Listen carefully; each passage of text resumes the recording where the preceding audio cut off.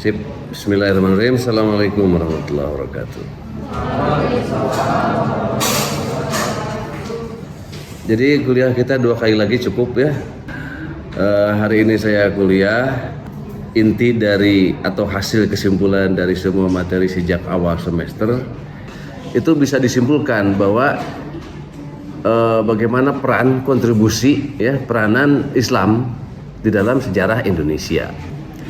Nah, saya ingin menyimpulkan bahwa dari sejarah panjang Islam di Nusantara itu, peran terbesar, kontribusi terbesar bagi berdirinya Indonesia, berdirinya NKRI, bahkan sampai Pancasila sebagai filosofi negara, semuanya kontribusi umat Islam. Jadi tidak ada kontribusi yang lebih besar melebihi peranan umat Islam. Ya memang karena itu arus utamanya yang saya simpulkan dengan kalimat tidak ada yang mencintai Indonesia melebihi umat Islam. Nah, poinnya itu ada 11, akan saya bacakan satu-satu. Kita buktikan. Ya. 1, tidak ada yang mencintai Indonesia melebihi umat Islam. Karena cintanya itulah para ulama awal masuk ke Nusantara, mengislamkan negeri ini dan membawa dari kegelapan kepada cahaya terang benderang. Sehingga yang tadinya penduduk Nusantara yang menyembah dewa-dewa beralih menjadi menyembah Tuhan yang sesungguhnya. Jadi Allah menyiramkan hidayah di bumi Nusantara setelah ajarannya didakwahkan oleh para ulama, utusannya sebagai warasatul anbiya yang menyebarkan Islam Nusantara. Tuh, kontribusi pertama, bagaimana Islam itu mencintai Indonesia.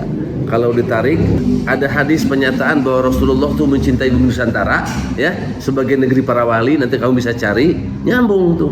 Kesananya ya skenario Allah, bahwa Allah kemudian mengirimkan para ulamanya ke Nusantara untuk mengislamkan Nusantara, mengislamkan Indonesia. Tuh, itu perannya.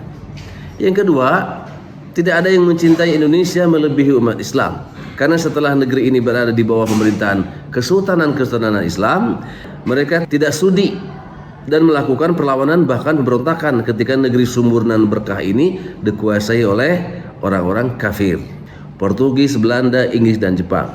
Bangsa-bangsa asing kulit putih yang datang bergantian ingin menguasai negeri, merampas dan merampok kekayaan alamnya. Betul nggak? Coba siapa yang bisa membantah ini? Ya. Yang ketiga, tidak ada yang mencintai Indonesia melebihi umat Islam karena kehendak bernegara sendiri. Nih, dalam situasi kita berada dalam penguasaan kolonial awal abad 20, muncul Zelfbestur, yaitu satu gagasan, pikiran, gerakan agar penduduk Nusantara tidak terus berada dalam penguasaan kolonial asing, agar bermarwah, berharga diri dan bisa menentukan nasibnya sendiri. Pertama kali disuarakan oleh seorang guru bangsa pemimpin Islam, ya, namanya siapa? Haji Umar Said Cokro Aminoto, 29 tahun sebelum Indonesia merdeka. Bayangkan, 29 tahun masih jauh, ya. Dalam acara National Congress Natiko 1 Sentral Sarekat Islam 17 sampai 24 Juni 1916 di mana? Di Bandung, di gedung Asia Afrika, bener. Ya, yang sekarang Asia Afrika itu. Makanya gedung itu bersejarah. Sejarahnya bukan hanya sebagai tempat konferensi Asia Afrika tahun 55, tapi juga pernah dijadikan pertemuan Natiko National Congress Sarekat Islam tahun 1916 untuk memikirkan punya negara sendiri, tidak terus berada di bawah kolonial. Kan hebat tuh. Jadi itu peran umat Islam, kontribusi kecintaan kepada Indonesia. Setelah diawali oleh Hos Cokro Aminoto dan Sarekat Islam, kemudian ide Zelfbestur ini terus menguat menjadi gerakan kemerdekaan di seluruh komponen bangsa Indonesia hingga merdeka tahun 45. Keempat, tak ada yang mencintai Indonesia melebihi umat Islam karena setelah Indonesia merdeka, dalam perumusan dasar negara dalam sidang BPUPKI, tokoh-tokoh Islam dengan sepenuh keyakinan bahwa Islam adalah agama yang terbaik, petunjuk hidup yang diturunkan oleh Tuhan semesta alam sebagai huda linnas, sebagai way of life, lalu mengajukan Islam sebagai dasar negara agar negara ini berjalan di dalam rahmat dan ridho Allah karena menjalankan hukum-hukumnya. Itu kan ekspresi kecintaan yang luar biasa kepada bangsa Indonesia, ekspresi kecintaan yang besar ya kepada bangsa ini agar selamat, makmur, sejahtera dan barokah. Umat Islam diatur oleh syariat Islam. Kan gitu. Itu bentuk kecintaan. Tapi kemudian yang tadinya syariat Islam sudah disahkan sebagai piagam Jakarta untuk diberlakukan pada umat Islam Indonesia agar negeri ini berkah dan diridhoi, meneruskan kesultanan Islam sebelumnya sebagai hasil musyawarah bersama seluruh founding fathers dan tokoh-tokoh bangsa. Kemudian aspirasi yang sangat prinsipil dalam kehidupan umat itu dengan sangat getir, pahit dan luka yang mendalam rela dihapuskan kembali demi untuk menghindari perpecahan negeri yang baru merdeka, demi keutuhan bangsa, demi kebersamaan semua dan demi toleransi yang tak ada bandingannya dalam sejarah Indonesia. Jadi sangat tidak pantas umat Islam diajak untuk bertoleransi. Gak perlu. Justru umat Islam lah yang telah menunjukkan toleransi terbesar sepanjang sejarah sejak kemerdekaan. Apa? Rela syariat Islam dihapuskan kembali dari piagam Jakarta menjadi Pancasila yang sekarang.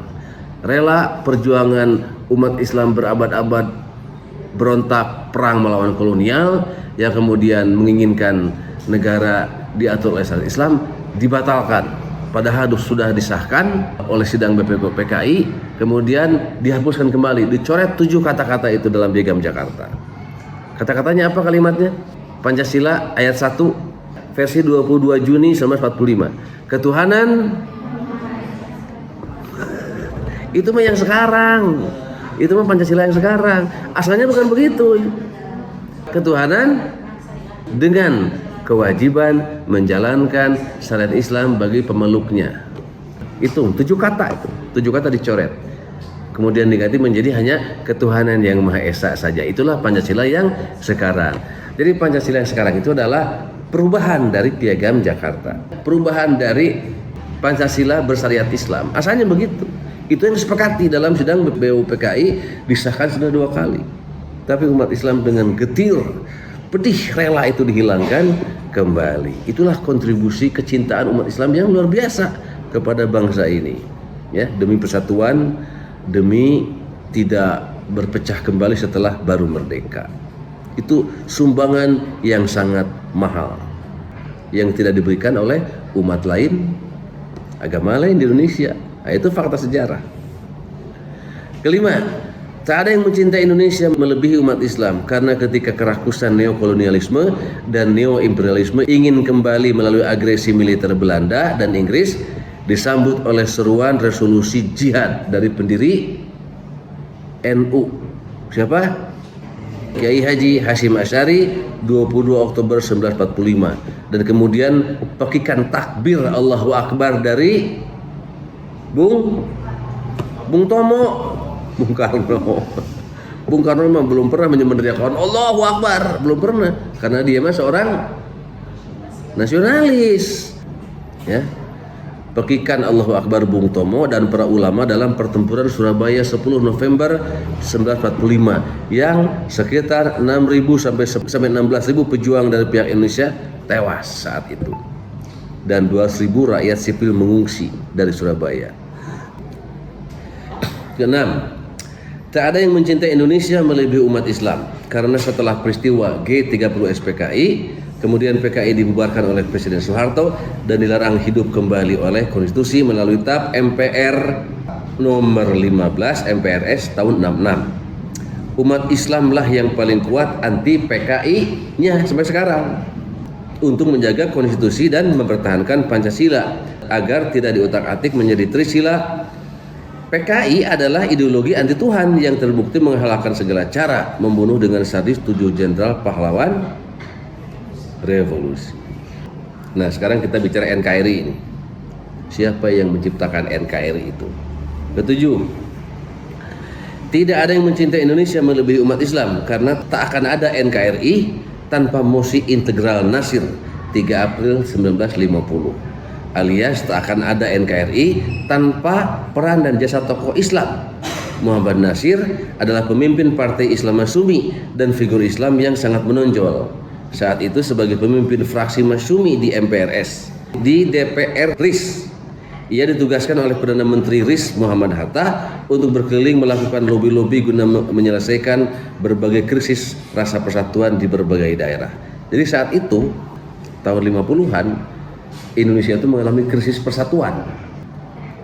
Ingin keluar dari Indonesia, ingin berpisah dan sebagainya. Itu ada bibit-bibit itu. Makanya kalau Piagam Jakarta diteruskan, konon masyarakat Indonesia Timur yang beragama Kristen mau berpisah dari Indonesia. Itu akibat dari begitu banyaknya suku-suku di Indonesia. Dari hasil keliling daerah itu, M. Nasir berkesimpulan negara-negara bagian itu akan membubarkan diri alias berpisah dengan Republik Indonesia. Dengan lobi-lobi politiknya yang berpengaruh, Nasir mengajak dan meyakinkan mereka untuk bersatu dalam kesatuan negara yang baru 5 tahun berdiri. Demi menggolkan tujuan itu, ia kemudian merumuskan mosi integral yang disampaikan di parlemen sementara RIS 3 April 1950. Mosi itu diterima di negara-negara bagian itu. Akhirnya bersedia mengikatkan diri dalam Negara Kesatuan Republik Indonesia. Sejak itulah NKRI dikenang sebagai hasil dari mosi integral Nasir. Menuduh umat Islam anti NKRI adalah kedunguan akut yang tak membaca sejarah, rasa nasionalis yang didasari kebodohan.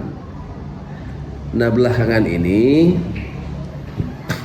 ada tuduhan-tuduhan tidak pro NKRI, kemudian memusuhi NKRI, dituduhkan oleh mereka yang sok NKRI, menuduhnya kepada umat Islam. Mereka tidak sadar dan tidak tahu sejarah. NKRI itu ciptaan umat Islam, tokoh Islam M. Nasir yang mewujudkannya itu. Jadi kalau ada politisi non Muslim menuduh umat Islam anti NKRI atau membenci NKRI, tertawakan aja oleh Anda, ya. Itu orang tidak tahu sejarah, sing sirikeun, blow on, baca juga sejarah. Oke, nomor 8. Tidak ada yang mencintai Indonesia melebihi umat Islam karena negara merdeka yang dijalankan tanpa pelaksanaan syariat Islam bagi umat Islam. Negeri ini kemudian berjalan tanpa keberkahan. Yang awalnya ekonomi koperasi Pancasila sekarang jadi kapitalisme liberal. Hingga era reformasi, ketidakadilan sosial, ekonomi, dan hukum terasa di mana-mana. Pancasila hanya tulisan dan slogan, bukan bukti dan pengamalan. Pancasila itu nggak ada. Di mana? Kata Sujiwo Tejo. Yang ada hanya tulisan dan burung Garuda. Ya, Pancasila nggak ada. Dalam pengertian tidak terbukti dalam kehidupan sosial politik di Indonesia. Hutang besar numpuk, negara lemah, kedaulatan terancam bahaya. Jadi gini, ada psikologi begini yang orang tidak menghayati sampai ke situ, ya. Jadi di bawah sadarnya umat Islam itu mengatakan dengan penuh keyakinan, kalau Piagam Jakarta dulu, yaitu Pancasila bersyariah, tidak diubah, Indonesia tidak akan seperti sekarang ini. Pasti ada keberkahan dari langit karena negaranya menjamin pelaksanaan syariat Islam alias hukum Tuhan. Tuhan pun sayang melindungi Indonesia. Keamanan dan kesejahteraannya dijamin, melimpah barokah. Badatun thayyibatun warabun ghafur. Tuh yang ke-8. Kemudian tak ada yang mencintai Indonesia melebihi umat Islam karena kini saat kedaulatan negara terancam, umat Islam dan para ulama lah yang paling sadar dan konkret berjuang dengan selalu mengingatkan dan menegur pemerintah dan negara untuk kembali kepada Pancasila yang murni dan konsekuen. Yang malah dimusuhi, ya, tak henti-hentinya dan dicap radikal karena negara malah menjadi pro dan pengabdi oligarki. Itu kan yang terjadi sekarang. Ke-10, tak ada yang mencintai Indonesia melebihi umat Islam karena aspirasi syariat Islam terus-menerus diperjuangkan justru untuk menyelamatkan negeri dari kehancuran dan sebagai tanggung jawab yang tinggi pada bangsa dan negara. Umat Islam sangat yakin agama itu adalah way of life, jalan keselamatan seperti selama ini diamalkan secara pribadi-pribadi. tapi tanggung jawab ini malah dituduh radikal dan berbahaya. Asing bin Asing sangat senang dengan tuduhan ini. Terakhir, tak ada yang mencintai Indonesia melebihi umat Islam karena atas seluruh jasa, kontribusi dan peran umat Islam dalam membangun negara dan merawatnya, tetap berdoa dengan tulus dan kecintaan dengan doanya Nabi Ibrahim alaihissalam, Rabbi ij'al hadza baladan amina. Tuhanku, jadikanlah ini negeri yang aman dan sentosa. Tuh 11 fakta ya, kesimpulan bagaimana umat Islam sangat mencintai Indonesia dan tidak ada yang melebihi umat Islam dalam mencintai Indonesia.